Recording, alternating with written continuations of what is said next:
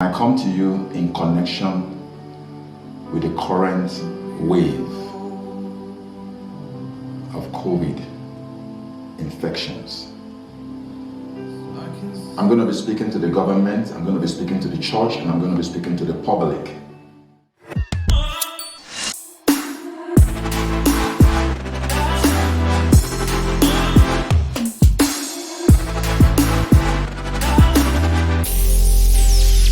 Good morning, good afternoon, good evening, from wherever you are listening to this. My name is Goodhead. I'm originally a Nigerian, but I have lived in Botswana long enough to understand what is currently happening. And I come to you in connection with the current wave of COVID infections. I'm going to be speaking to the government, I'm going to be speaking to the church, and I'm going to be speaking to the public. I'd like you to give me your ears. I do not come to you because I am the best. I have had experiences that molded me into what I am today. And while I'm in this country, I have had interactions, good and bad, that has made me want to speak to the government, the church, and the public. I'll start from the tops. I came to this country for a PhD work.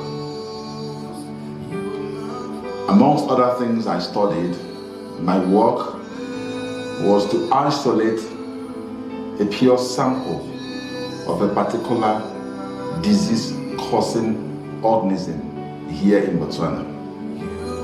I was able to tease out the constituent proteins. From there, we were able to uncover the immunologic proteins, the immunodominant proteins. The next phase of my work is to use the most immunogenic proteins to produce a diagnostic test kit and a vaccine. I'm not allowed to talk about the disease here, and I won't even mention the name. That's not why I'm here. I want to talk to you about COVID and what we can do to handle this case. While I was doing my PhD, and after all I finished, because when I finished I started a company that has been helping some rural farmers, but that's not something I'm going to talk about here. While I was doing all of this, I had some extracurricular activities. I volunteered for several Christian organizations, youth organizations.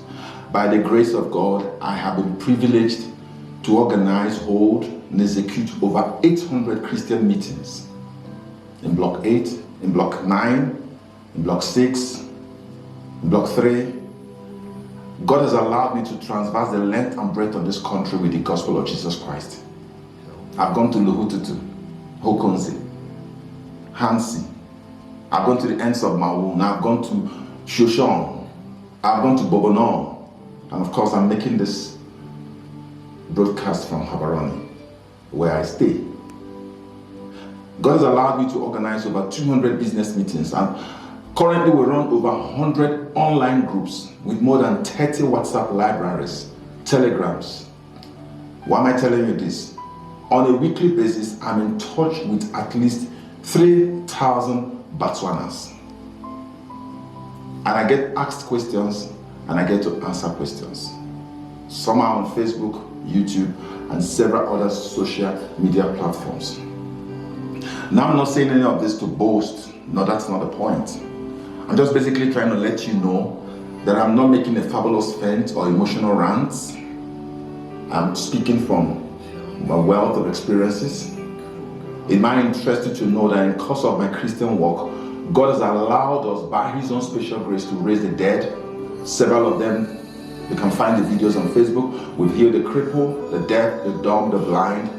And we have had over 200 successful cases of COVID. You can investigate and confirm them. At the start of this COVID, I wrote an article which was published on 26th of February 2020. And I told the government, the church, and the entire public what to do about COVID, particularly during winter. It is not surprising to me that with the last wave of cold in this country, we have recorded hundreds, if not thousands of deaths.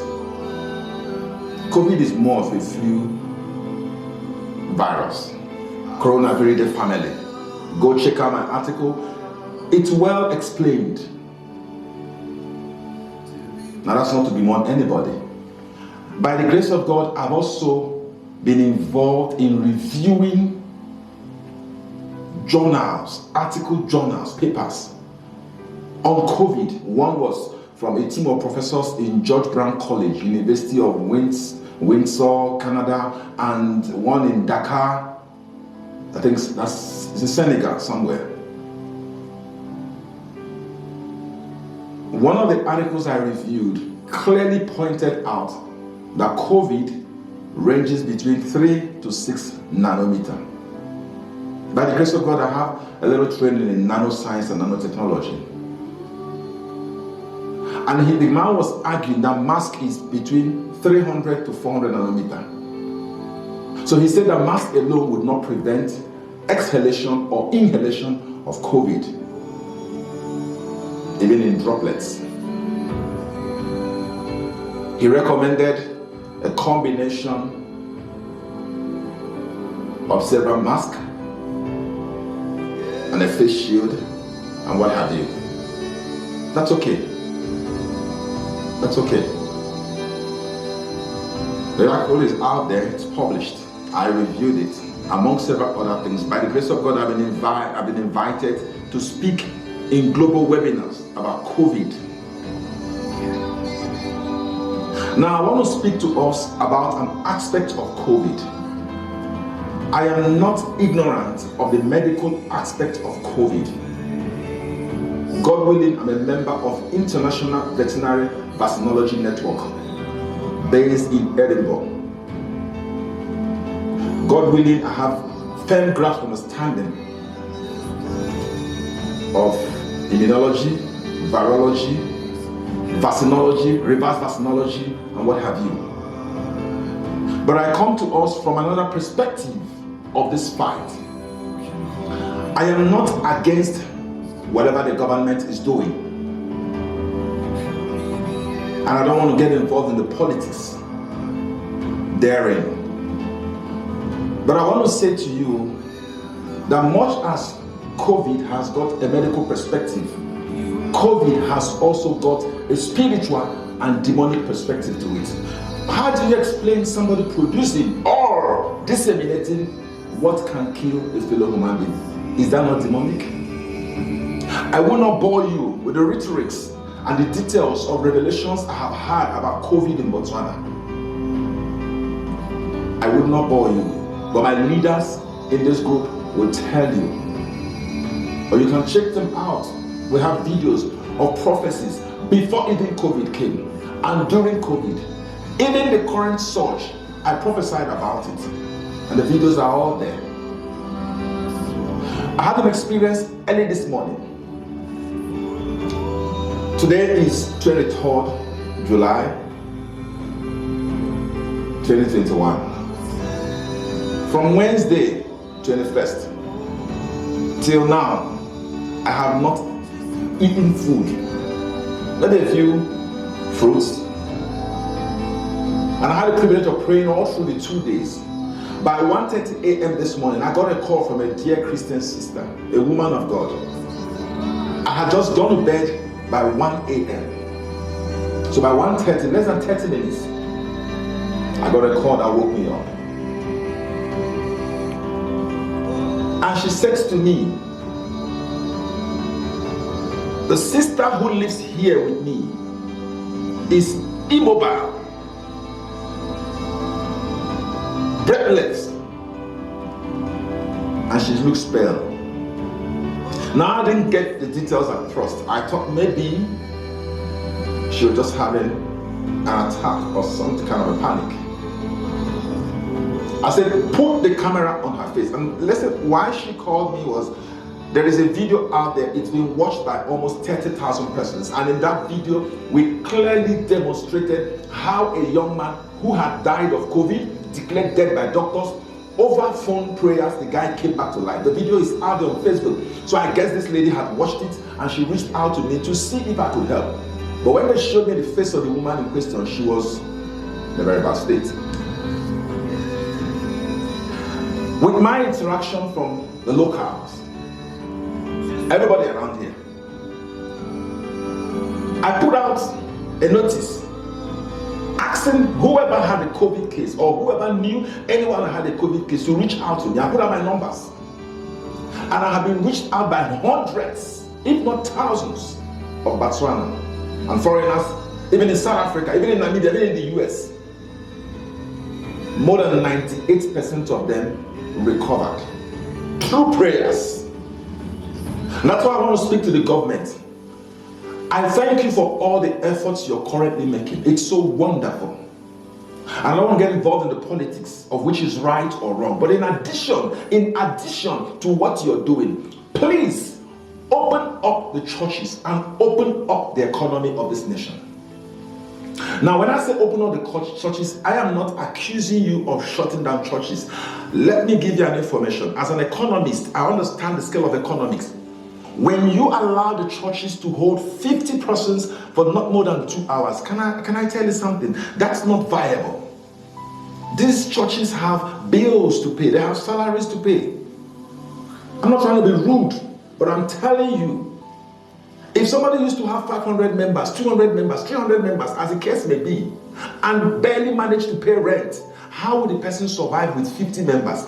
And I can authoritatively say to you that a lot of churches, thousands of them, have shut down because of this 50 persons roof. I'm telling you the truth. But I know that COVID must be fought spiritually. So please, government, I ask you, in line with all the online, online is going up. How many persons can connect online? How many? How many persons have money for data? Online cannot be the same thing as meeting. We meet in malls, we meet in schools. We can also meet in churches. Please, I beg you, government of Botswana, do this. Now I want to speak to the churches. Listen, we have a common enemy, COVID. I have been called by more than 1,000 persons until my calls are being silenced. And 90% of these guys are in one church or the other. Can we come together in one voice, shun denominationalism, and pray? I realized and I learned that 29th of July 2021 has been designated a day of prayer against COVID. Thank God for that. As a matter of fact, my own group has shared that flyer more than 10,000 times. In addition to that, we have paid for a Zoom and Facebook platform come 29th. After this, or at the end of this video, they're going to release to you the Zoom details, the Facebook details. You can connect and pray with us. This is not about name making. This is not about denomination. The body of Christ must fight our one common enemy, which is COVID in Botswana. And I want to speak to the public. Listen, let me just tell you something about COVID. By the grace of God, I've been involved in joint rapid response teams to fight Ebola, to fight avian influenza. As a matter of fact, my master's was on avian influenza. I understand virology very well. I've worked with so many organizations, I can't mention them here, in what we call joint rapid response teams. COVID, coronavirus, or whatever you call it, shouldn't demystify us this way. It shouldn't bring us to our knees this way.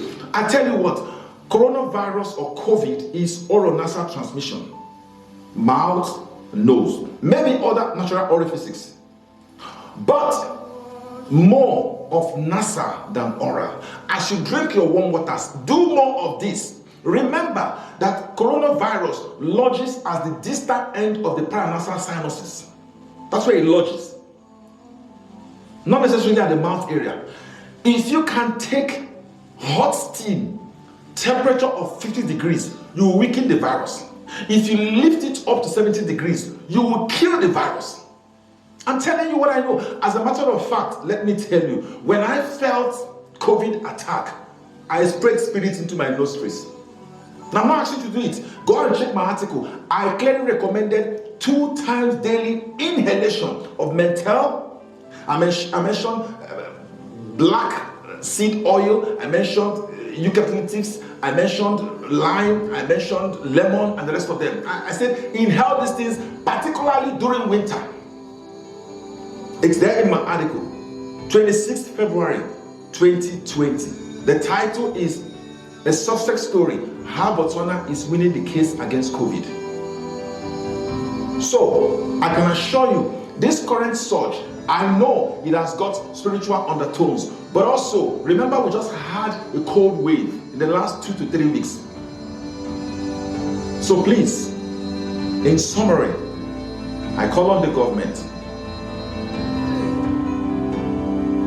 easing your policy. Just reduce a little for churches. Make it easy. Let them gather and pray. We need the spiritual aspect of this. And for the churches, let's come together in one voice. And for you as the public, please do yourself a favor.